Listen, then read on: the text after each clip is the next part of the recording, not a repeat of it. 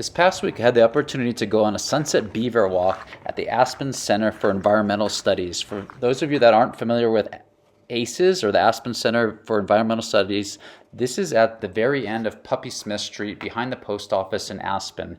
Situated on a 25-acre nature preserve, this is land that was donated by Elizabeth Pepke back in 1968 to preserve the natural habitat. The tour started on the back deck of the facility, which is a gorgeous setting, and the two naturalists that were going to give us the tour gave us a real lowdown or download of beavers and their habitat. And inside the facility here, you'll see some taxidermy, but there's a lot of trivia that we weren't aware of with beavers. For example, sharing that they were close to extinction at one point in North America. They only got down to like 10 or 15,000 total. They were completely extinct in Europe prior to that. Here's a skull of a beaver, and you can see their orange teeth, and they have to constantly keep chomping away because their teeth keep growing. Now, as we head on out, don't worry, I'm not talking on the tour. We're very quiet. This is just a voiceover.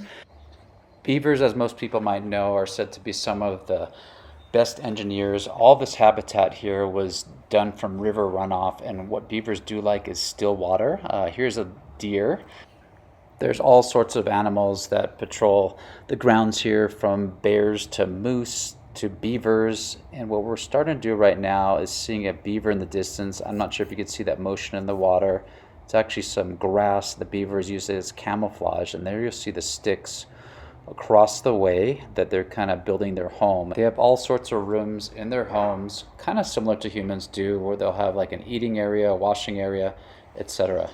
As I mentioned earlier, the beavers like a nice still environment. These wetlands or natural habitat that they created really are pertinent today, because if you could see the sunset on the difference, it's kind of got like a blood color to it. We've had some recent fires in Colorado and in Utah, and by creating this natural wetland environment, it actually keeps everything a lot more wet and moist to prevent fires. There's all sorts of beautiful trails around the nature reserve here, and the walking paths are just gorgeous. The volunteers of this nonprofit have really done a beautiful job of maintaining the natural beauty here. There's some areas that just weren't fit to cross, so you'll see there's some stepping stones. And out in the distance, we have Red Mountain, and since this is a real estate channel, let's talk a little bit about that. Here at Hallam Lake, it's once again 25 acres of nature reserve. However, there is real estate around the area, so you can live in a place like Red Mountain or nearby the West End, and some of the properties there, that's Ajax Mountain out the back, but some of the properties that surround the perimeter of the lake can have nice views of the lake, although they are going to kind of be few and far between. Once again, a view or glimpse of some of the homes at Red Mountain that might have a view here of Hallam Lake. As most people know, real estate in the area isn't necessarily considered inexpensive. There's an example of another home up there, but once again, to the right, we're going to be coming back to this beautiful sunset. Here's the beaver habitat once again around the lake. We're going to talk a little bit more about the paths that they create. However, here in the distance, we're going to see a little school of geese, and then we also saw, a family of ducks also enjoying the natural wetland habitat here at Hallam Lake. Now, once again, there's that blood sky at the sunset.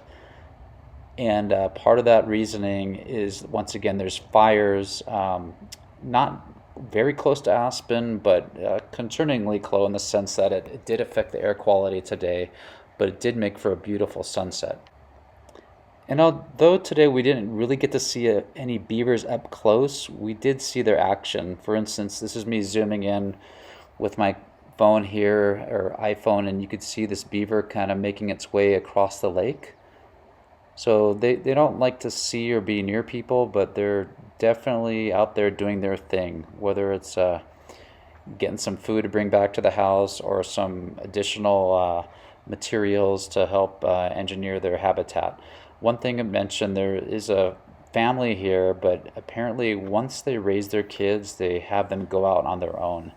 So in addition to the mother and father, there's several other younger ones there, but They are in the process of kind of teaching them the ways of the land, and they're going to be on their own to create their new habitat beyond Hallam Lake.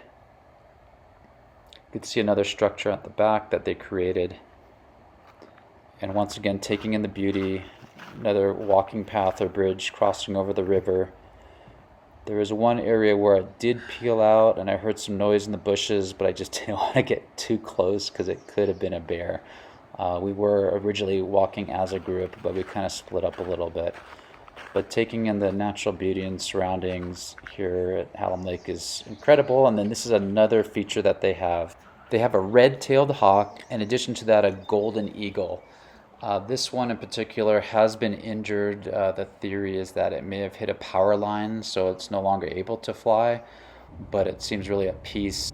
And as I ventured back out, I wanted to show my wife some of the trails that I saw earlier on the walking path.